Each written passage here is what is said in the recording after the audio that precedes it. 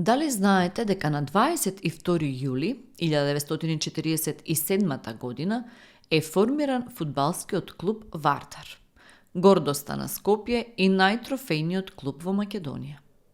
До 1963 година боите на ФК Вардар биле црвената и белата,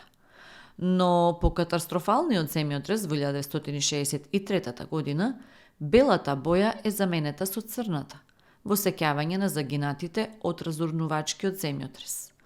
Од тогаш Вардар има црвено-црни дресови. Дали знаете дека во летописот на манастирот Свети Наум Охридски, при пописот на движните предмети во 1877 година,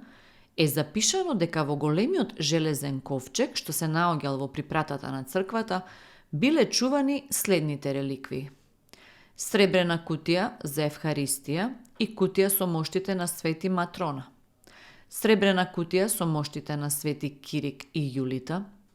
сребрена кутија со дел од моштите на Свети Климент, 2 кутии со мошти од разни светители, сребрена кутија со раката на Света Марина и 2 кутии во филигран со мошти од разни светители.